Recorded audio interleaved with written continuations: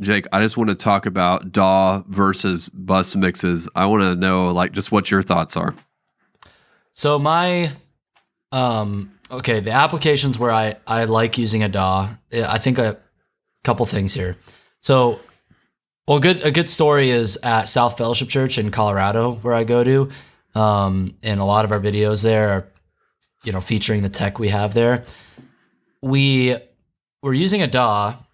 Number one, because obviously the culture of our tech team, like me being there, I like to learn innovative ways to do things and how do we make it sound the best? How can we use all the tools at our disposal to do that?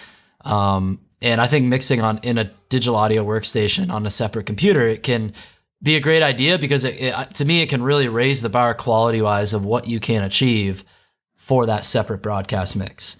And even for smaller churches, it can be helpful because the problem, kind of what I was speaking to earlier, is like if you have a smaller church with acoustical issues in your room and you're having to mix at your front of house console one way to account for those acoustical issues, but you don't want to mix that way for what would be online, I think a DAW can be handy because then we're talking about if we need to use a different mixing solution, do we need to just buy a whole other console or like a second console, or can we just do it with a DAW? I like the flexibility of a DAW because you can get like a Mac Mini running Ableton Live. You have all the plugins you need. You can put tuning plugins in there, things that you can't really do built into like an X32, right? So it gives you a lot more power and capability, even in a smaller church setting. But with the downside being someone else has to run it. It's another workflow that you have to know how to use or set up and maintain.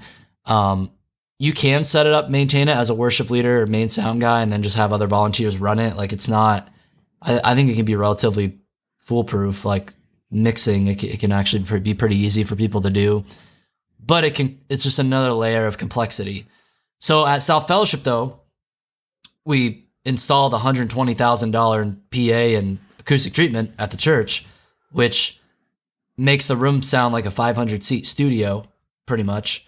So when you mix it good in the room, it sounds really good online too. And we have the Behringer Wing, and we're using a matrix mix now on the Behringer Wing to pretty much mirror our main mix at front of house and then add in a couple things like crowd mics.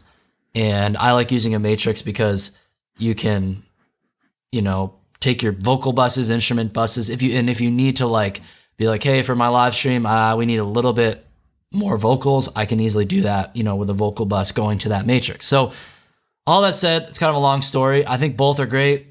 Then you see a lot of high-end church production settings using the DAW solution, like Bethel, Life Church, Red Rocks Church, because again, it's like literally having the power of a recording studio in real time for your live stream. So obviously there's like the pros are like the really high up there pros, like that's what they're choosing because they got the resources and the expertise to make use of it. Yeah. One thing that shocked me though is, have you heard of Church on the Move here in the Tulsa area?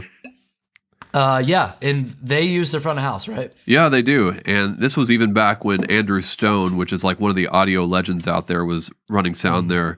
He used the room mix and basically added the room mics to it, and that was it. And I mean, it shocked me to find out that's how they did it. But Kade, how many best-selling and most played worship songs has Church on the Move came out with lately? They don't write music, but they were known for their like AV quality. Yeah. They had the Seeds conference, and people would go there just to learn all that amazing stuff. Yeah.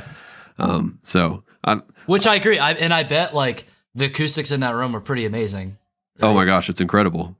Yeah, like because they again, it's effectively some of these churches are 1,000 seat or more studios. That's why it can just sound so great.